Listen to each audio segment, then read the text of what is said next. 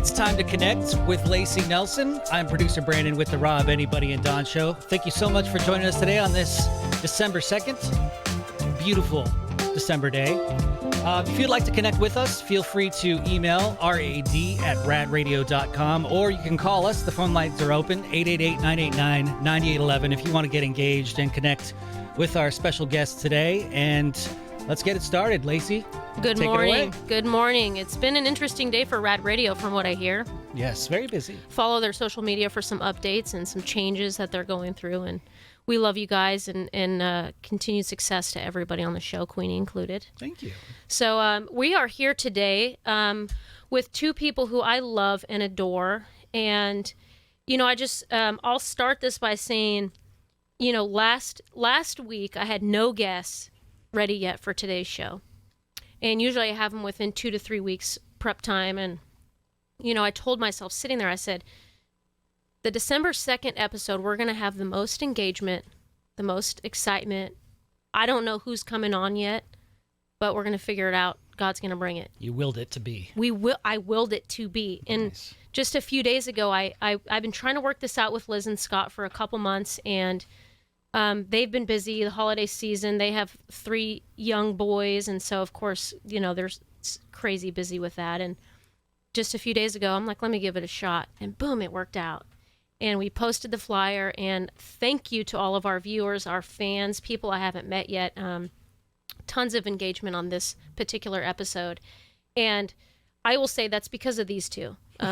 Their book, Facing Evil, which I got my first copy of it today. Do you guys have it in front of you? Where's that copy? Let me see it. I want to show it on camera. This book is now on Amazon. It's on the flyer, Facing Evil. Can you see that, Kyle? Okay. So we'll post the link and put it on my social media channels. I can't wait to get going on this book. I'll tell you. So if you don't know who these two are, you're in for a treat. Scott and I both met at the Sacramento County Sheriff's Office working together. And I'll say that everything that we say today and discuss about this particular day and incident is the views of Scott and I and Liz alone. This is our conversation. It has no association with our employment at the Sheriff's Office. They've been incredibly supportive for Scott and what he went through. But today this is just about us and our conversation. But I will say I cannot wait to read this book, Facing Evil. So October 24th, 2014. I'm just going to get into the conversation because we have a lot to talk about. October 24th, 2014, I was a brand new jail deputy working at the branch, a couple years into my employment, and excited for what I was doing, and couldn't wait to get going on my career. And this day happened, and I remember thinking that day, Scott, oh my God, this is real. You know, when you hear about something like this, I hadn't yet had the experience of patrol, and I just remember thinking, oh shit, you know, this is real, this happens. You know, and we can say 10 years later, our department has had 4 in the line of duty officer deaths, all gunfire related, all assailant related. And this was like the first wake up call for me that this just got real. And so I didn't know you yet. I hadn't met you. And I'll tell you, meeting you the first time, when we met the first time, you were a hero to me. And I know you don't feel that. No. You know, none of us do, you know, and we shouldn't. But even to this day, you are one of my heroes, one of my role models, somebody that I've always looked up to. This day was, and probably the days and months following for the two of you. How long have you been married? 18 years. 18 years, yeah. 18 years. And I'm sure that this situation changed the marriage. We're going to talk about that a little bit through your experiences. Just anybody in first responder field, military, you know, backgrounds and PTSD related. This is as raw and real as it gets for a situation. You know, everything I've ever seen doesn't even equate to what Scott went through that day. I'm going to let you take us through it, Scott. Yeah, so, well, it's interesting. I had a similar experience working in the jail 20 years ago now. And my first experience with a line of duty death was I was sitting in the jail listening to the radio traffic, as we do, because we want to go out to patrol. And I listened to the radio traffic of Star 6 crashing. Oh. That happened while I was in the jail. So that was my first experience of, oh man, this is real kind of thing. And Star 6, for those of you who don't know, our helicopter. Star is the sheriff's office helicopter. And what date was that?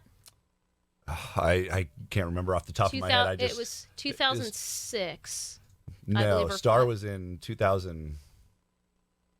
Was it 3 or 4? Okay, so it was early. Well before that. Okay, Yeah. so our helicopter went down, crashed while up orbiting, working on a call for service, and 2 of the 3 members of that helicopter crash passed away, perished in that crash. Kevin Blount and Joe Kiefernagel. Joe Kiefernagel. So, and the other gentleman in the helicopter survived and lives to this day. And I think of him. I've never met him, but so you were. He's around. a great guy. He's a great guy. Good golfer too. Okay. Good golfer. Excellent. We played a couple times. I'm horrible. He's good. Perfect. He should be golfing for the rest of his life. Yes. He should be good at it. Yes. So Yes. okay. So you. And we've had 10 since I've been on. And now that Liz and I are traveling all over the country, speaking, it's particularly high in our area, to say the least. But so back to that day, I was about 13 years into my career, was working on our POP team with the North Patrol. We did a little bit of everything. People always ask, what is a POP team? It's problem-oriented policing. We go to community meetings. We do, coffee with a cop, but we also did high-impact sweeps. We did our own operations for prostitution and massage parlors, and we would help out all the auxiliary teams with if they needed extra bodies kind of thing. I loved it. It was my favorite job in the entire department, and if it weren't for what happened, I'd still be doing that job. I liked it so much. So to kind of give you a context, I knew Danny for about 8 to 10 years prior to me going to the POP team with him. We did patrol together. There was a whole group of us that were at Graveyard together. Then he ended up on the POP team, tried to get me to come there. I was happy with Graveyard because it was late and there was a lot of weird stuff that happened. And then he finally got me to go, and we got there and we clicked, we clicked as partners immediately. I mean, we'd ridden together out on patrol and everything. We were friends, that kind of thing. But as soon as we got riding together, we had a blast. We had so much fun. And Danny was an amazing cop. He taught me a ton. I thought I knew a lot and then he taught me so much about proactivity and catching bad guys. And I remember he actually turned down a promotion to stay on the POP team, and he was going to retire in about 3 years. And he made me promise not to put in for anything until he promoted, and then I was allowed to do whatever I wanted after that. So he's your work wife. He was my work wife, Okay. big time, big time. People underestimate the connection you make with somebody that you ride in the car with 40 hours a week. You're with this person more than your family. And it's not just your average run-of-the-mill job. We're literally using this person to save our lives every day. Yeah. Or at least go through very traumatic, horrible situations with fun. Patrol was probably the most fun I ever had in my life, those years in the car. So I'm pretty sure you and Danny were no different. I want to show our viewers Danny. Yeah. Everything that I know and heard about Danny Kyle, can you see him? Pull it back a little bit. Pull it back a little. There you go. Everything I've ever heard about this guy this is basically his personality all the time. Just fun, Yes. living carefree. He was great. Okay. He was great. And so for that day, we were riding together. We'd been about 6 months on the team. We just arrested somebody, helped out parole with somebody that they needed to pick up, and we were on our way back to our general area. And we decided to stop by the Motel 6 that doesn't exist anymore. It was at Ethan and Arden, right there at the How About Arden area. And it was a known hotspot for drugs, prostitution, guns, whatever it was. And so we didn't have anything set that day, so we decided to go there. So we go there. Danny drove. I was the passenger always because he was an EVOC instructor, drove like a maniac, but somehow managed to never get in an accident. It was pretty impressive. Plus, I hated daytime traffic. Right. And then add to the fact that Danny was built a lot like his dog, which was a bulldog. Okay. So he was short and powerful, but and I was the runner. I know you can't tell now, but at the time I was the runner. And so anyway, so it worked out. So we pull into the parking lot, Danny's driving, and we run a couple license plates, that kind of thing. And then we pull around to the back of the motel. It's about 10:20 in the morning in October. It was a little foggy that day. And we were driving an unmarked white Crown Vic, although everybody knows, it's the cops when we pull up, right? And then we had our tack vest that said everything.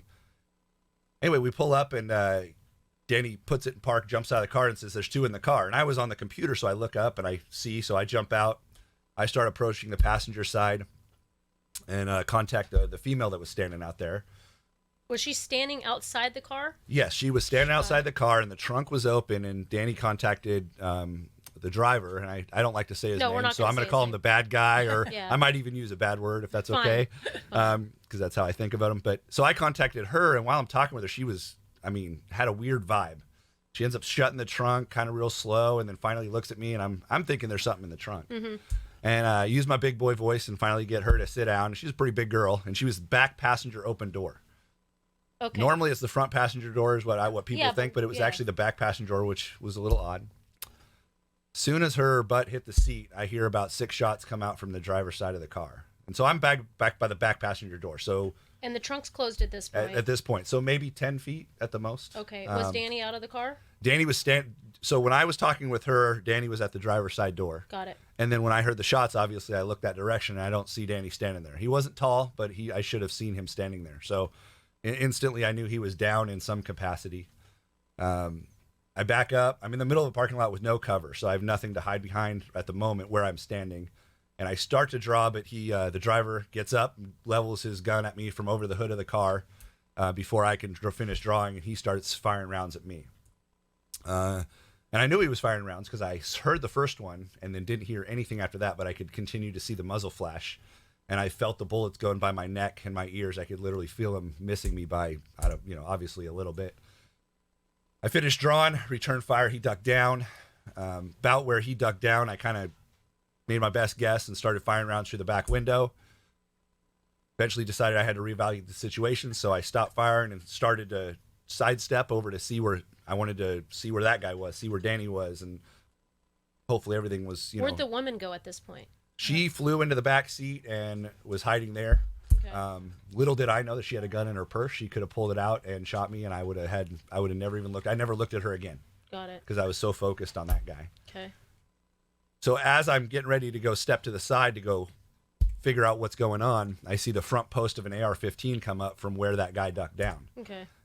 Knowing I'm standing in the middle of a parking lot with no cover and about 3 rounds left, and knowing what he had, I decided it was time to take some cover. So we'd been there a million times. I knew that hotel like the back of my hand. So I beat feet and about 7 cars down, got behind the wheel well, started getting some traffic out. That's when I heard a single shot. And I remember yelling, screaming in my head, oh shit, he just executed Danny. Because I'd seen a lot of training videos where that's what happened, right? They get him down and then went and finished him. It's not what happened. We still don't know. I've talked to investigators and everybody else. We don't know what that one shot was, if it was an accidental discharge, whether he was shooting at me as I was running away. I don't know. That last shot? The single shot. Oh. We don't know what that was. It wasn't Danny. It wasn't because of ballistics and stuff. Got it. So we don't know if he accidentally or if he was shooting at me and missed or what it was. So I come up. So after that, I get some radio out and I realize I don't know where he's at because he's out of my view. I need to come up with a new game plan to go back at him. Can't let him go. So I come up with a plan of attack and I start to execute that plan. And anyway, long story short, there's a part I don't like to talk about. But the suspect, before I can get back to him, gets in the car, backs up, and gets away. He rounds a corner and he's gone. Okay. When I finally see Danny, that's when I realized he'd been hit and he'd been shot in the head. And I knew instantly from my years of experience at that point that he was gone. I mean, you still try, right? You still render some first aid and you do what you can. Got some radio traffic out because I didn't want anybody else to get caught in it. Yeah. And then I remember somebody was filming with their phone on the upper balcony, and I heard a lady scream, and I remember yelling for everybody to go back to their rooms but not to go anywhere because I knew people were going to want to talk to them. Yeah. And then that's when, and this is hard to talk about too, but that's when Bob French actually was the first one on scene, and he pulled me off of Danny and got me into a detective's car, and they got me out of there. And then that's actually when I was in the car heading to our detective division is when I tried to call Liz, and she can go over that in a second. But to continue on with his day, for the people that don't know, he then went to a neighborhood not too far away, tried to carjack a civilian, shot him about 6 times. He lived, and then carjacked another female, got her car, left, decided that car was too hot, tried to carjack another person. That one didn't succeed because I don't know why. And then went to another one, carjacked some landscape workers, helped them unload their trailer, and then took their truck. And that was when he was heading up to Auburn, sees the license plate on the freeway sign, decides, oh no, they know our truck. So they get off and he has no idea where he's going, gets lost in Auburn. And this is our opinion of God that day. Cause he's way away from the scene.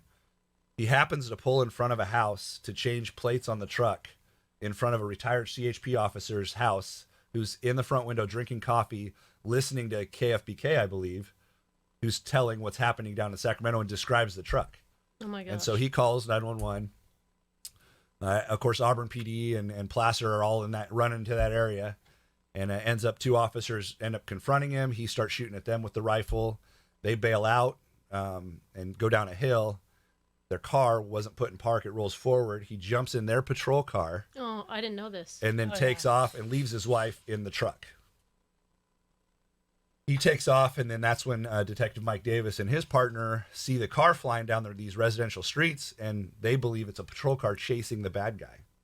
So they jump in behind it, think they're following a patrol car that's following the bad guy. They pull into a cul-de-sac, and that car pulls into a driveway, but they're not paying attention to the patrol car because they think it's one of their guys. So they jump out, and they immediately hear gunfire, but again, they're not looking that way initially. And then once they realize that guy it was him, and he was shooting at them, they take cover and go to return fire. But before they could, Mike Davis catches a rifle round through the chest, and he doesn't make it. And then another officer catches a ricochet in the hand. And then he bails, goes down a hill, around in a creek, and then up into a house where they see him. Somebody sees him go into the house. And then they surround. Every SWAT team, I think, in Northern California was there, along with 7 layers of helicopters and everything else. They throw some gas in there, and he eventually crawls out on his back with his hands up and gives up. Just like that. Just like that. After how many hours of mayhem? Like 2? I want to say it started at 10. 10:20, and I want to say he was in custody by 3 o'clock in the afternoon, give or take. Yeah. It's a long day. Yeah, it was a long day. It's long, but it's not long. Yeah. No, like we live every day, and 10 to 3 is nothing. But this one piece of shit caused that much mayhem and just destruction in a 5-hour period. yeah. And not to mention how many schools were on lockdown because nobody knew where he was. Yeah. So it hit the community as well, not just the law enforcement community, because parents don't know why they can't get their children. Right. So And we keep hearing about people that have been affected that way too. And all these carjacking victims are living forever with this too. Mm-hmm. Yeah. It just started just like that. Yeah, and it's crazy because the actual shooting, the incident itself, I could still close my eyes and picture it in high definition detail, slow motion, right? I mean, I remember when I was returning fire, I remember watching the glass crack with each shot. At least that's how I felt anyway, right? Yeah. But pretty much from the second I saw Danny, for the next 3 weeks, I remember details, but in the wrong order, or I remember them completely wrong. So for the book, I had to, thank God Liz was, my rock, still is, but she remembered a lot of it because I was remembering it, but out of order or the wrong details, because all of a sudden I was on overload. I was fried. Did you ever go through any hypnosis therapy to bring any of it back? I never did hypnosis therapy. I did, EMDR. so it took a little while. I did talk therapy. Yes. And then right afterwards, I was having a lot of nightmares. I didn't sleep. Slept for about 30 minutes a night for a couple weeks straight, which will make you goofy after a while. Yeah. I would have waking images. So say I was talking to you right now, I would not see your face. I would see Danny's with a hole, right? Which is hard to carry on a conversation with somebody like that. Couldn't be in crowds. I'd go to our church was my safe place. And we go to Bayside, which is in Roseville, Grand Bay area, and the place is huge. And it was overwhelming. The first time we went into a service and they started playing music, I started crying. I had to leave. Yeah. And I was embarrassed. I was emotional. It was the whole bunch, And I shouldn't have been because that's just a natural reaction. But at the time, I didn't really know. And so we ended up having to watch a lot of church services for quite a while in a special room with just a TV because I couldn't be among all those people. Loud noises, irritable, all that kind of stuff, right? But anyway, so I started off with talk therapy, and then I did journaling, which is actually what started this book. Okay. It started out as a journal, and that helped with the waking images and some of the nightmares. And then after a while, I eventually heard about this thing called EMDR. Yes, I've done that. And first time I heard about it, I'm like, this is some weird voodoo bull. I mean, it was so weird. I'm like, not a chance. There is no way. And then I did some research. I started looking into it. I watched some YouTube videos, and it was working very well with Vietnam vets and starting to progress into law enforcement. So I figured, I can't afford to let myself go down a bad road. I have a wife and 3 boys. I gotta be healthy for them and for myself. And So I said, you know what? Throw your pride and your dignity a little bit aside, right? Yes. Don't be afraid to try new things. If it's something you don't like, try it once. If it didn't work, it didn't work. But at least I could say I tried it, right? Instead of just blowing it off. So I tried it and it worked. It was amazing. I can say the same about EMDR. Yeah. Yeah. And not to say it wasn't a Incredibly continued useful. road after that, but it definitely helped. And she's done it too. Okay.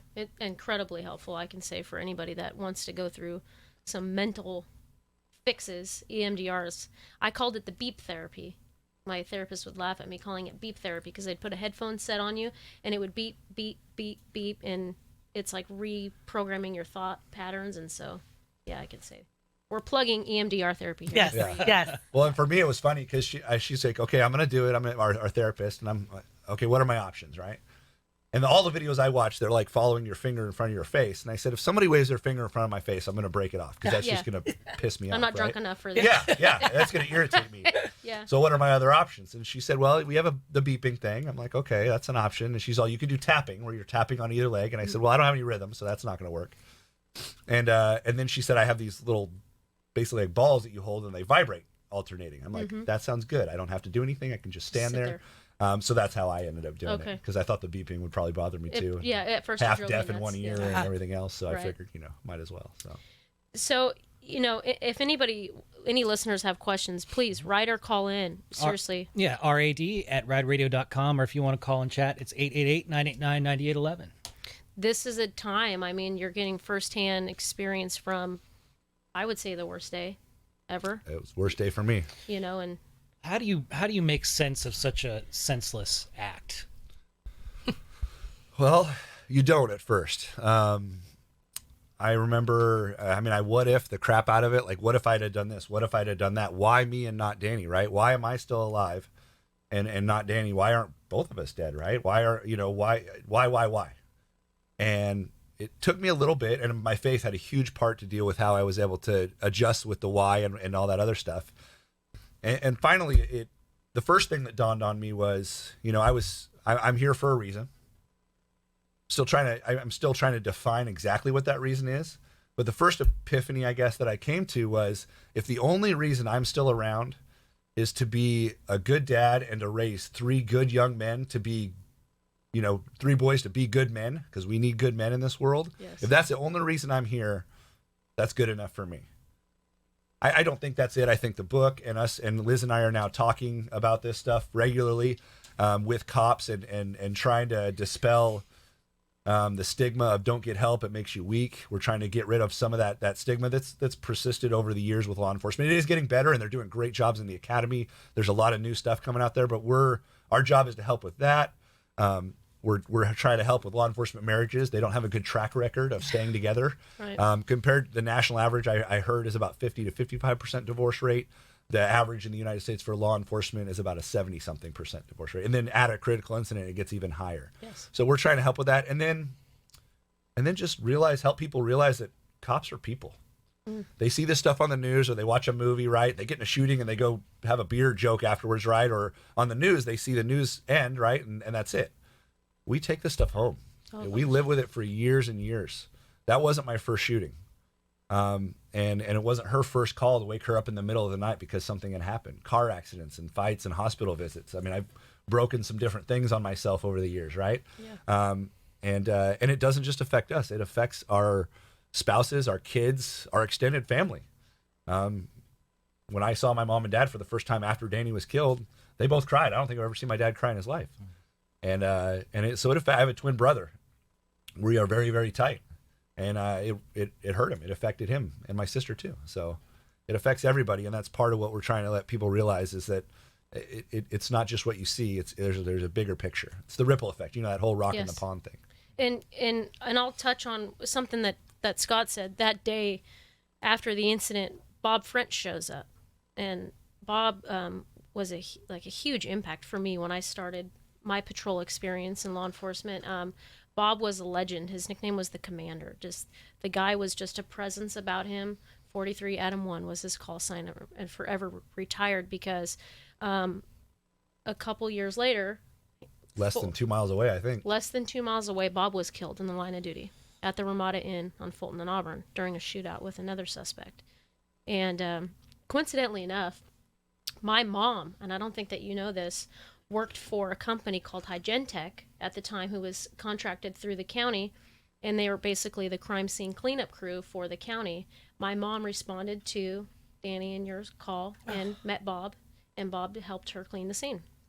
Wow. Yeah. So my mom carries that as well, knowing that her kid is a cop now for the same department, hasn't gone out to patrol yet, and so that kind of rocked my mom a little bit too.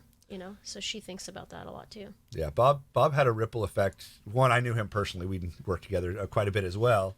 I have pictures of me and Bob in D.C. putting Danny's name on the wall in 2015. And then several years later, I'm in D.C. putting Bob's name on the wall. That was particularly hard. And then the trial, which was a whole nother just I could barely thing. watch part of it, Scott. And a lot of people remember, we talk nationally, right? Like I said, and people don't necessarily know who we are. And then when they see his picture on our PowerPoint presentation while we're talking, we'll have him come up on breaks. They're like, as soon as I saw him, I remember watching excerpts on our TV. And this is, Indiana, Maine, wherever it is. And I screamed at my TV. I wanted to shoot my TV. I was so mad just because of the smiles and the things he was saying. But I remember in the trial, and unfortunately I wasn't necessarily warned. I heard Bob's radio traffic, which threw me off because he was already dead at that point. And then they showed an aerial of the scene, which I wasn't ready for as well. But yeah, Bob was. They're all tragic, and yeah. Yeah. And I have questions for you, because we got to hear what your side of this too, because like you said, that ripple effect, it doesn't just stop with that day and that moment and everybody goes on and lives a happy life. Your marriage has survived the most traumatic thing that I think a human being can go through, and I'm sure it wasn't easy. I'm sure there were moments where you didn't think it was going to make it. And I kind of remember hearing you speak about something where in his moments of sleep, there were moments where you had to start waking him up differently, to wake him up out of sleep, instead of the normal, honey, it's time to get up. You had to start like touching his feet. Is this something that I remember hearing? Well, the kids, because a lot of times, you send the kids in and go wake up daddy, or daddy's home, because depending on his schedule. And there was a time where the kids had to tiptoe to go in, instead of that normal, what you see them running in and jumping into bed. It was more like a tiptoe, and they would have to start at his feet and kind of tickle his feet and touch his feet to wake him up gingerly, because he would wake up swinging. You never knew what kind of state he was in, if he was still dreaming, if he was nightmaring. The nightmares did subside. It took like, we were talking about it. We just said we just had the 8th year anniversary, but on the 7th year anniversary was the first anniversary he didn't have nightmares. Really? So a lot of people don't realize it continues. It wasn't every day, but they still showed up. And when there was anything that might have triggered them, like the anniversary, just October in general, when October comes around, things are just a little bit different, and we have to act just so we've recognized it. But it was the 7th year, and we know a lot of it probably has to do because the book was released, and I think he just was able to say, I feel like there's the good that's coming out of this now. Like, I feel like I can actually help people with this situation and not sit in the bad anymore. So that was a big one. The kids definitely, and there was a lot of times it was little things at home. And when Scott gets home, it's not as bad now, but there was a time where it's like, hey, daddy's on his way. You kind of had to gear up, because we never knew what kind of state of mind he'd be when he came home. And we started to recognize. I'll say it for you. Yeah. I came home and I was a dick sometimes. Yeah. I was a jerk. Yeah. And I didn't recognize it, right? I was holding it together so much at work, as we do. I had to put on this front at work, and then we have to let it go sometime. We have to. Nobody can hold it in forever, and we do it around the people we're most comfortable with. Right. And sadly, they took the brunt of it. The family. Because you go home into your safe zone. I got to say right now, it was just, I was a jerk. I was nothing violent. Yeah. I want to make that clear. Yeah, we wouldn't be here.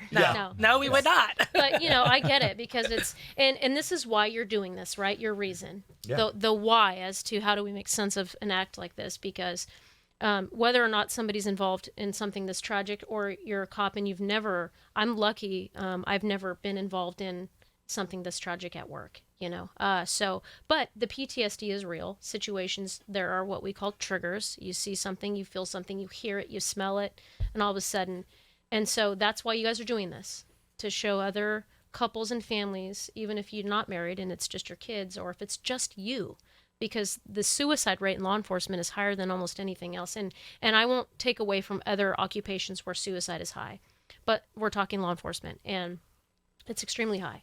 And so this is why you're doing it, because people need help. Wives need help, husbands, kids, just the person. We're seeing this increase in officers in their 20s who have been on the force for 2 years committing suicide. So mental health awareness for our line of work is crucial. And I don't know how they define a traumatic event, but I heard a stat the other day where the average person, and I say just, person that isn't a first responder, experiences 1 to 3, I think it was 1 to 3.2, some weird number, right? I don't know what the 0.2 is, but traumatic events in their lifetime. Yes. In their lifetime. And the average law enforcement officer will experience around approximately 30 a year. Yes. And then you have a 20, 30-year career in that, right? Yes. No wonder we're all jacked up, huh? Yeah, right? Yeah, you might not go into it that way, but you're going to leave with some baggage, right? Yes. And it's how you hold the baggage and whether you're going to hold on to all of it or just some of it. And I think that's too why I do this podcast with you guys, because this is my outlet. This book is Scott and Liz's outlet. This coming forward, I still want to like people. I still, by and large, love people. I love meeting new people. I love work and talking to people, even inmates. I'm back at the jail now in promotion, and I still enjoy conversation with other human beings who are, in that moment, decent, and I don't want to lose that. And so your outlet has been this book. This podcast has been my outlet, and I can thank Brennan and Kyle and Rad Radio for letting me have it, because it has saved me from those moments of depression. I have something to look forward to, my outlet, and so everybody in law enforcement or first responders in general need to find that outlet too, like you say. But first it starts inside the heart, and how to get ourselves right and not come home being the jerk of the century. Yeah. Your boys, they're growing up to be just amazing. How are they taking all this over the years? Yeah. Well, they were really young when it happened, and so our oldest was about kindergarten. Okay. And that was actually eye-opening for us, because we learned early on the power of information to our kids, because we just kind of like, he wants to protect me as a spouse. We were trying to protect our kids. But we had actually been sequestered that weekend, and our little one had gone to school, and a friend from the classroom actually told him all the story, because their dad had shared the whole newspaper article with him. And so that was eye-opening for us. Like, gosh, if we don't tell our kids first, and we don't have to tell them everything, they need to hear it from us first. Yes. And so that was one of the, thankfully now he tells us he doesn't actually remember most of that time, because we thought we really messed up. But actually in the last 3 years, and I mean, we all know our kids have gone through a lot of crazy stuff with school anyway, but stuff started showing up in their schoolwork, and and we couldn't figure out what was going on. And we talked to one of actually our tutors, and she goes, have your kids ever gone through a traumatic incident? Has anything happened to your family? And we're like, well, let us tell you. And she goes, that's what's going on. They were so young, so you thought they weren't impacted, but their executive function in their brain was developing. And so they were still impacted in ways. And How is it showing up so other people can know? Ours was showing up in their schoolwork. Like right now, creative writing. All 3 of them, starting actually in 3rd grade, it started showing up. I guess that's probably when it was introduced. They kind of have a shutdown. And they just, if something doesn't go right, or if something's not going the way they want it to go, they can't get past it, and they can't push through it. It's just little things like in their growth and their education growth that we've learning, and they're getting through it now that we've got tutors. And we also actually 2 summers ago, I actually introduced them to a therapist for the first time too. And because they were younger, that art therapy, but I wanted it to be a safe place that if things still continue to show up, or, I mean, we are no child therapists, right? So we have no idea. But when it's something that we don't know, they have another safe place to go to. Good. They can remember that lady that I introduced them to, that they got to color and play board games with, right? Mm-hmm. And so I started early on making therapy something that was a safe place to go, and that it's not something where you have to be losing it or depressed or something, that maybe you just need somebody else that's not your parents to talk to. Right. So that's something that we noticed. And she actually had brought some things to our attention too, that you don't even realize that the kids are affected, especially when they were young. But that was eye-opening in the last couple of years that we've noticed. Do they ask questions about details of that day? So our oldest does. So our oldest, we tell this all the time when we talk. you don't realize what they're digesting and what they're bringing in, right? So the day of, or not the day of, like a week afterwards. So we pulled him. He was 5. Oh, yeah. So we pull him in and tell him, and that's when he tells us about his fellow classmate and all this other stuff, right? Don't hear anything for quite a while. Like, you know, he doesn't ask any questions or anything like that. And I remember one day we're driving down the road, and he's still in a booster seat. Now he's 6'4", by the way. Yeah, He's exactly. huge. But he's still in a booster seat. So I'm in the front, he's in the back, and I don't know where we're going, and nothing to do with Danny, right? And all of a sudden he's like, "Hey, Dad." "Yeah, what's up, bud?" "Can I ask you a question?" "Sure." "Why didn't you stop the bad guy from killing Danny?" And I was, I mean, you know, trying not to wreck. My eyes are watering. I'm like, you know, and he didn't mean it to be mean. Yeah. And I He's tell just people a this, kid. it's the innocent of a child, right? Because to him, I was Superman, right? I couldn't do anything wrong. I was the guy, right? I could walk on, you know, push things, you know, whatever. And so to him, he couldn't understand how I couldn't stop that guy. And the best answer I could come up with at the time was I tried my best. And he was okay. He was like, okay, that was it. And then over the good year, answer, Scott. yeah, That's a good answer. that was, I made it up on the That's fly. what we tell them, right? Just do your best. Just Yeah. your best.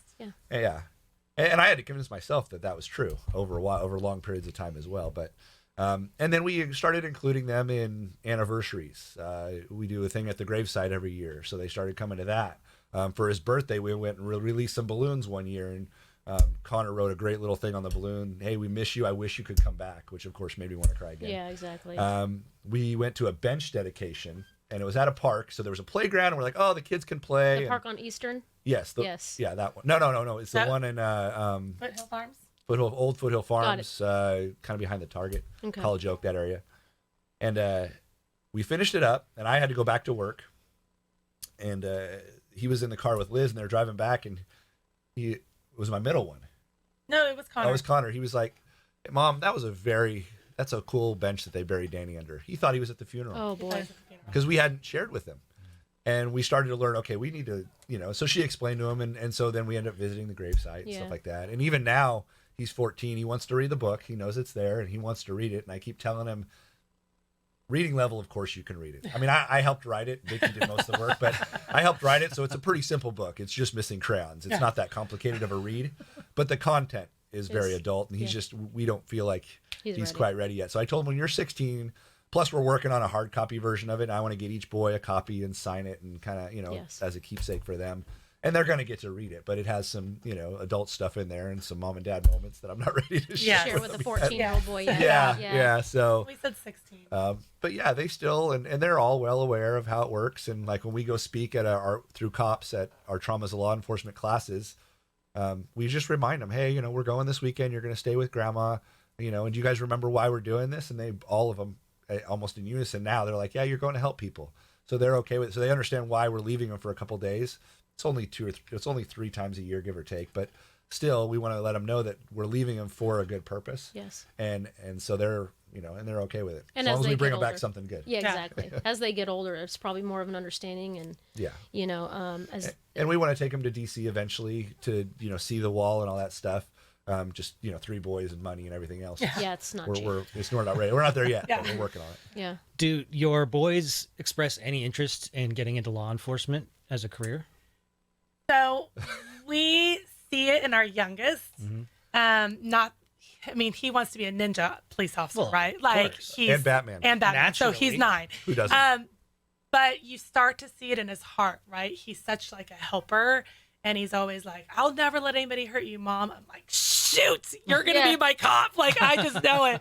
And we love officers. It's just once you've gone through what we've gone through, we will support them. We will not tell them no, but we kind of encourage maybe being a fireman. Yeah. Turns out being a Like, fireman. you can still be a first responder, Yeah, but for sure. maybe you just don't carry a gun. That would be Yes. helpful. So, You know. but the oldest is more engineer and building, and our second one, we're not quite sure yet. Yeah, but he the- doesn't know he's yet. we figuring don't know it yet. out. But I the mean, third he's one, you 11. just kind of start seeing that calling early. Yeah. He's my little helper. He's Got got it. that fight. And I tell him, I'm like, yeah, I'll be terrified the whole time. Yeah. 'Cause, you know, we've watched enough parents bury their kids. Yeah. But I'll support him and I'll be honored. I mean, I'll like I said, I'll completely honored that he chose to do that, or it chose him, I guess. Yes. But am I going to encourage it and push him that way? Probably not. Sure. Yeah. I A can lot of say prayer. Yeah. You know, number one piece of advice, Scott, from one first responder to another going through something, because I'm sure we have a ton listening. So, and again, I'm going to refer back to when we do our talks. When we finish it up, our biggest thing, at least relationship wise, and I think personally wise, is communication, communication, communicate. We say it over and over again. And I always give this analogy, and I'm going to give it now, only because I know the cops will understand, and probably anybody else listening. And I say, obviously we say that if you hold this stuff in, it's poison. Whether it's that the million little things or the one big thing, it really doesn't matter. So say, for example, and I always give an example. Say, for example, you go to that call and it involves a kid, Yes. a little kid, and that kid doesn't make it. Yes. Okay, that call is going to affect you no matter who you are. And we've all been to them. I've been to more than I can count on my hands, right? And if they don't affect you, go find a new job because you are jaded and you need some help, right? So those calls affect you, right? And you go out with your day, and then you come home to whether it's your roommate, your partner, your wife, your parents, it doesn't matter, right? You come home, and they're going to ask you, how was your day? They always ask you how your day is. Your dog is doing it in some way, right? And what's our answer? It was good. Fine. Yeah, it was fine. Fine. Yeah, it was good. Do we know what FINE stands for? Yeah, freaked out, irrational, neurotic, and emotional. Sure, we'll use freaked out. That's a nice word. There's another F word. There's another F word. Freaked out works. Effed. Yeah, effed up, insecure, neurotic, and emotional, right? And then now, because you're thinking about that and it's affecting you, you may be a little grumpy. You may be a little short. You don't want to do anything, right? You're kind of that circle dot, that jerk, that a-hole Yes. that I was for quite a while. So take that same scenario. You go to that call, you come home, and that person, whoever it is, asks you how your day was. And instead of saying fine, just be like, you know what? It sucked. I had to deal with a dead kid. They might say, do you want to talk about it? And you say, nope. And that's fine too. Maybe you do down the road. Maybe you never do. And then everything else is exactly the same. You're that same aloof, don't want to be anywhere, testy person. But at least now they know it's not their fault. Because that first time you said you were fine and now you're a jerk. Yeah. They're going to think it's something they did. Even your kids, right? Yeah, Whereas if at least they have an idea, I had a horrible day. Now at least they're not blaming themselves. I'm not justifying your behavior and you got to work through it and find a way to cope and stuff like that. But at least, and so communication is huge, whether it's with your spouse, whether it's with your partner, whether it's with a friend, your partner, peer support. I joined peer support after Danny was killed because I wanted to be there for other officers because now we might have a shared experience. And it came in handy with Bob and Mark and Adam. A counselor.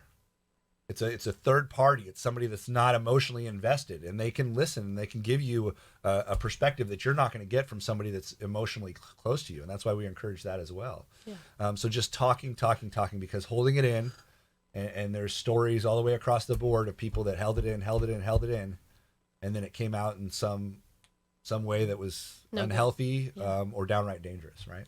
So over the years, have you finally shared with her all the details of that day that you don't like talking about? Yes, she knows everything. I knew everything that day You did. because I was with him within 20 minutes. That was one thing that we've, learning from other people, the spouses aren't always as involved, but I was called within 15 minutes of him being taken away from the scene. And a sergeant came and picked me up, and I was probably with him within 30 minutes. So Good. I was with them at the detective's office. We were able to go into a room with a chaplain. We spent about 45 minutes, and he was able to download everything. And he was still working through it, downloaded everything. I just listened with our chaplain. And that's what's part of our story, too, is when we were in that room for 45 minutes, he didn't stop, right? You heard. It just kept going. So we sort of took a deep breath and walked out the room, and all of a sudden we walked into that madness, and we're getting the updates of what was going on. So even until actually the court and writing the book, we still didn't even know everything. I mean, you heard today, there were so many details from that day that still we look, it's like, it's a freaking movie somebody wrote. Like, there's no way that this is real, but it was real. Because for the book, we had to did interviews with, the lead detective for our department. We did it with the SWAT commander that took him into custody. We did interviews with a whole bunch of the plaster guys because we wanted several things, but one of my things was I wanted to make it accurate. Mm-hmm. I didn't want somebody that was involved in it to read it and be like, BS, that didn't happen, right? Or he got it wrong.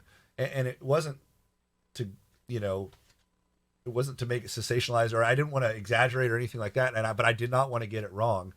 And then also our other thing was this thing would have never happened without permission from both the Olivers and the Davises. When Yes. Vicki and I had the idea, I said, I am not going to start this thing. I didn't need to. Legally, I could have done it right without them. I would have had to change some names and stuff like that. But emotionally and personally, I said, I am not going to even begin to this journey unless I have 100% permission from both sides. And they were more than supportive, continue to be. They all have their copies. Some of them haven't read it, and I'm okay with that too. They told me Susan, Danny's widow, said she will never read it. And I'm okay with that. I said, I totally get it, but I'm going to give you a copy out of respect. But she did give permission, right? She said Good. it was okay. And then same with everybody in the book. There were a couple people that declined to have their names in there, but I get it. No problem. But almost everybody was, yeah, please, 100%. And they really supportive of what we were doing. See the good in it. Yeah, Yeah, they see the good that could come out of it. And I've had people read that and email me, and we've had just some amazing feedback of, oh my God, you changed how I look at things. I'm going to start doing this. I'm going to start doing that. And then several people just gave them closure, whether it was a citizen that watched it on the news and it really affected them, or officers that were involved in just part of it for that day. And now they get the full picture because we don't like not knowing everything. We don't. It drives us crazy. Yeah. And so for me, it was therapy to do the book in general because I got to learn the stuff I didn't know. And then I've had several people that were involved in sections that day, and now they get closure too. And that makes me feel good. Anything left out of this book? Or is this is it? This is your raw? That's from our family and from what happened that day, everything all the way through the trial and everything else. Up until the published date, it is up to date and full. There's nothing that got left out from our family. Yes. I left out other people's stories because it wasn't my story to tell. But from us, we were very open, which made it very hard when we went to go, okay, it's time to publish. And we both looked at each other and we're like, do we really want to do this? It's pretty raw. It's us and it's out there. Good for you guys. Yeah. But we figured, you know what? That's part of the problem is people are afraid to share everything and put themselves out there. And so it's not going to have that effect. And I didn't want to edit it. I didn't want to dumb it down because one, cops specifically are good BS detectors, right? And Sure. if I did any of that, they would know it immediately and then they wouldn't give it any credit. And then I didn't want to miss anything because I was afraid to share.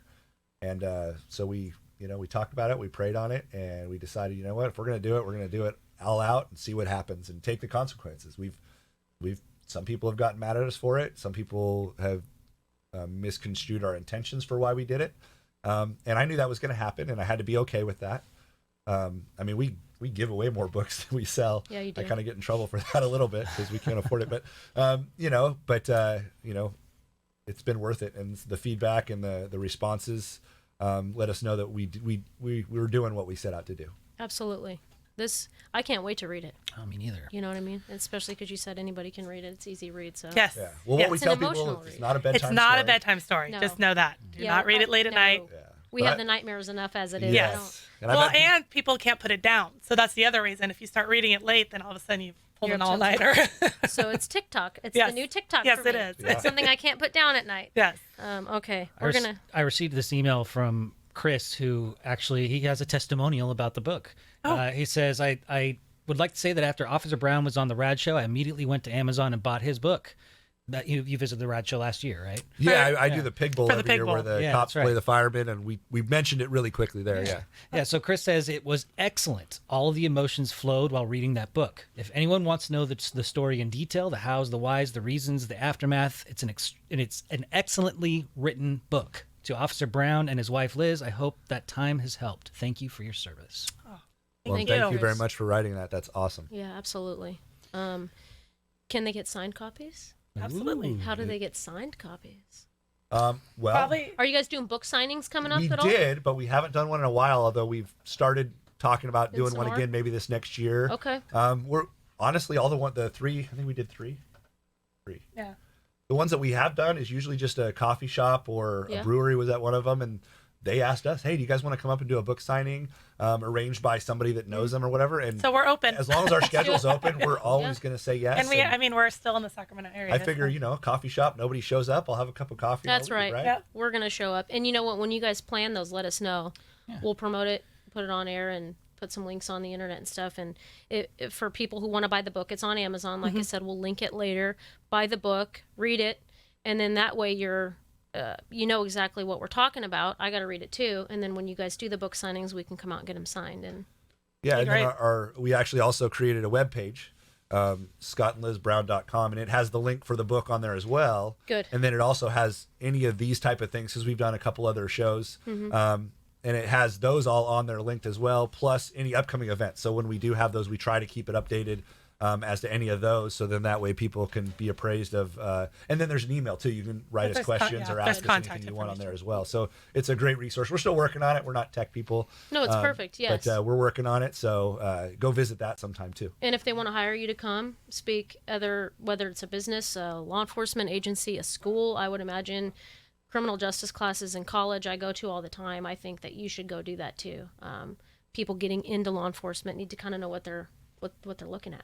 You know? Yeah, just again, open. our email's on the website. Just send us, and as long as it doesn't interfere with the Yes. kids and everything else and work and everything else, and I can work it out, we will be glad to do that kind of stuff. I see like marriage therapy for law enforcement somewhere in your future. Maybe get certified in something like that. Because I mean, who better to talk to than somebody that we know has already been through it, somebody that we can trust. It's not just a talking head behind a desk. It's this guy's been there, he's done it. Probably even military folks too. Yeah, my best friend, he works for the National Guard. He's a former Army Ranger, and he's read it, and he said it 100% equates to because he did 2 tours, and it equates to that as well. And then my best friend from college is with Metro Fire. I forgive him for that.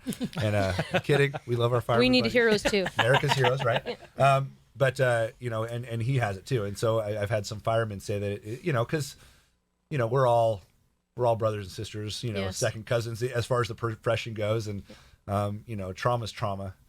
Even the civilian that isn't a part of any of those, it's been through trauma. Yes. The body reacts in similar ways, and half of it is knowing that your reaction is quote unquote normal. Makes a huge difference. Knowing you're not alone in your thoughts and feelings is huge. I know for me, when I finally found somebody that had been through a similar incident and sat and talked with them, I realized I wasn't crazy.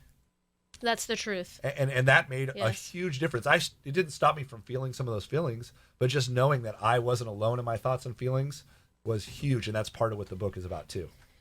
And I think what's interesting too is PTSD grabs us in the most unlikely times and the most unlikely ways. I remember we were watching a movie at the theater. I don't think we'd been to the theater for years, and finally went to watch a movie, and I can't even remember what it was, but there was a scene, and it was like a kid that was injured, a death, and it all of a sudden I'm sitting in the middle of the theater. I just have to like crying. It's like the dumbest movie. It was like an action-packed movie, but that scene of that kid and that trauma was like, I just need a minute. I don't remember the next 5 minutes. And so people don't realize that we don't have a say when PTSD or something triggers.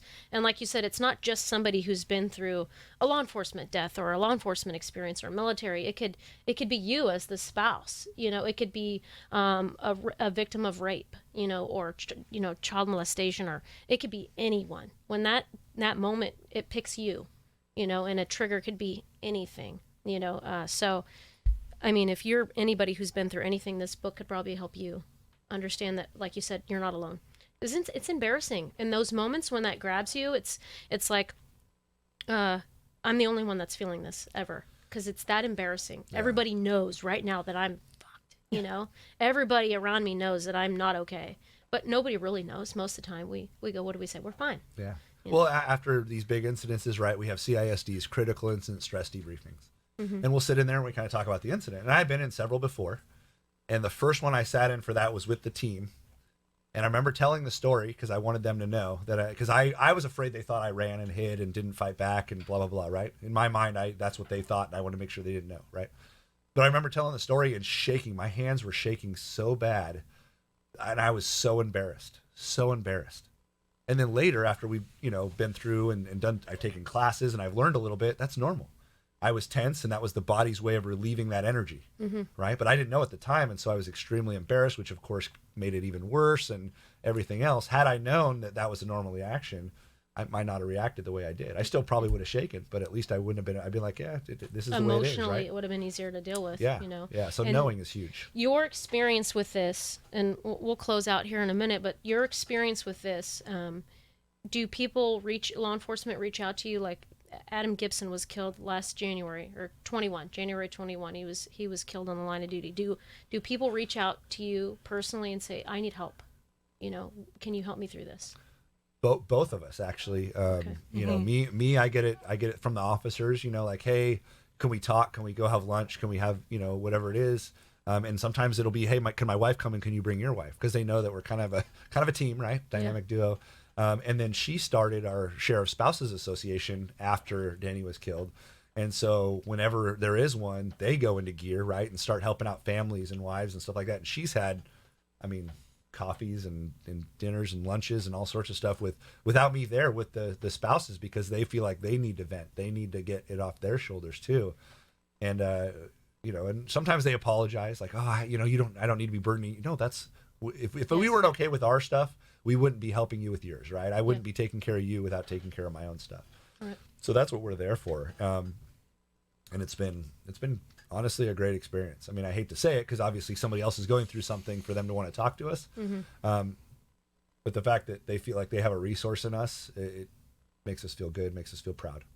I'll say I'm proud of you too, for sure. The events that I've been to where you guys have been catalysts for and we'll plug Victoria Newman in here too, because she helped write this book, and Victoria's husband is a retired CHP and 30 something years marriage, successful in law enforcement marriage. And you two, coupled with her and her husband, what's his name, Brent, have been just incredible for our community.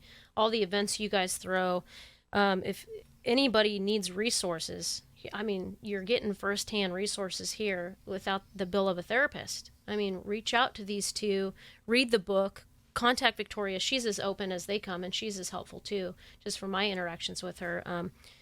This is where we get ourselves healthy, and we stop being that 72% divorce rate, or 55 for that matter. If you're not even in law enforcement and you need someone to talk to, we're not going to turn down a phone call.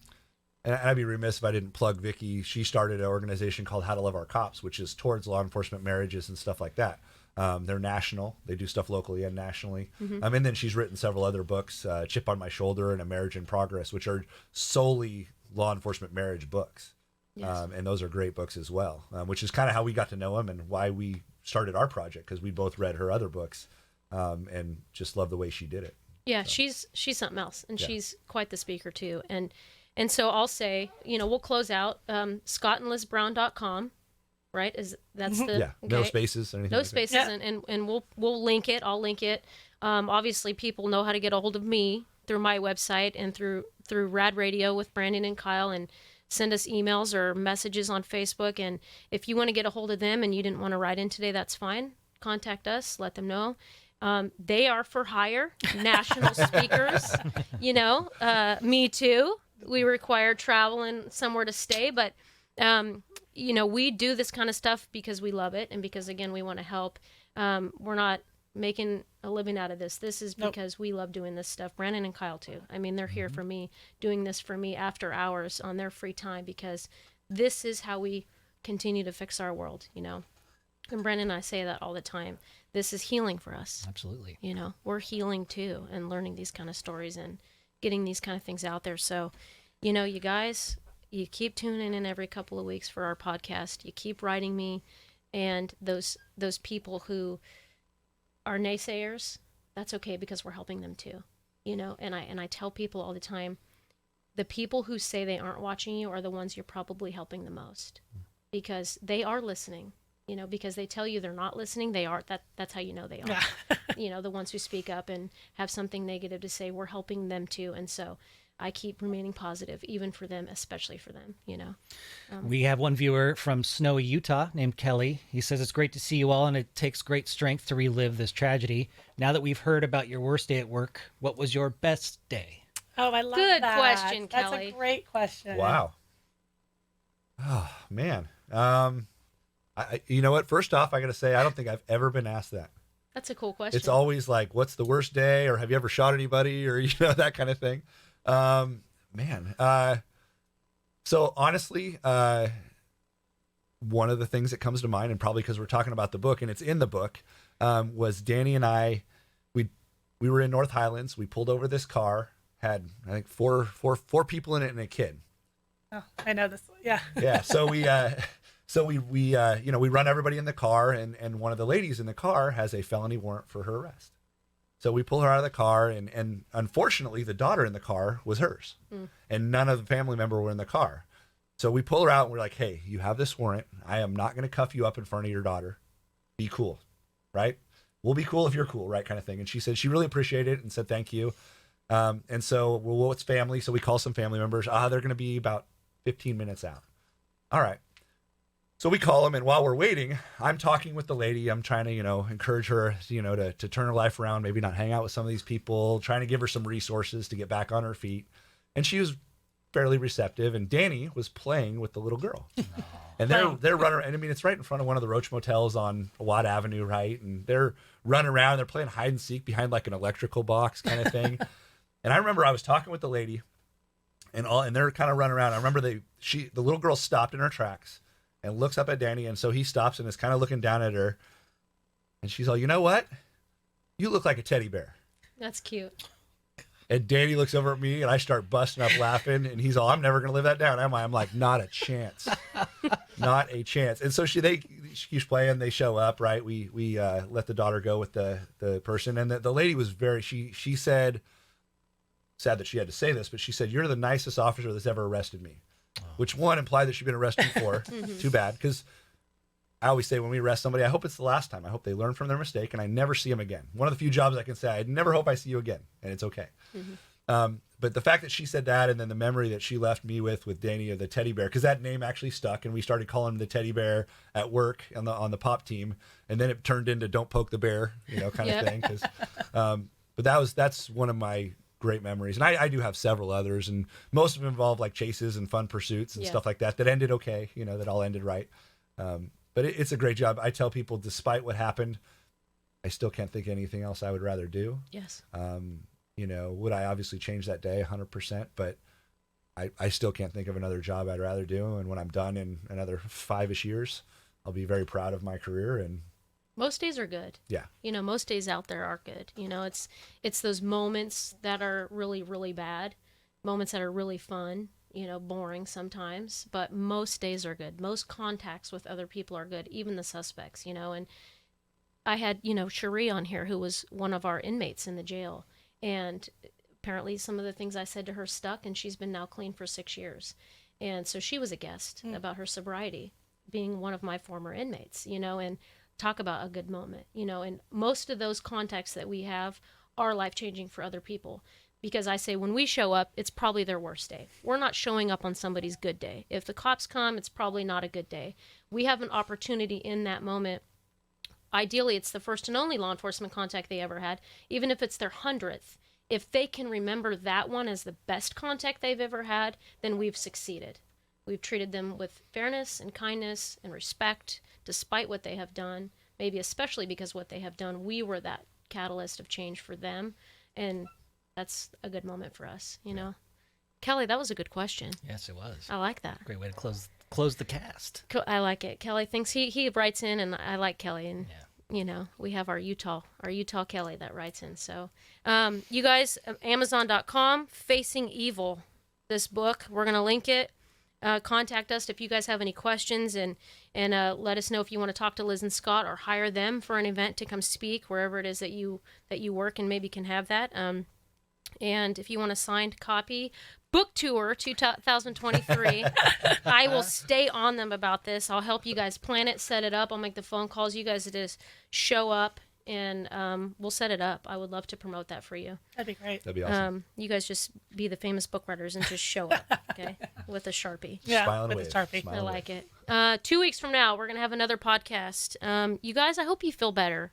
Oh, I feel Kyle- fine. It's Kyle- Kyle, unfortunately. Kyle's quarantined back there. Yeah, well, I appreciate. Thank you. You guys We are love you. awesome. I really appreciate everything. Thank you very much. We Kyle- love you, Kyle. Thank you for sticking it through. Yeah. Really.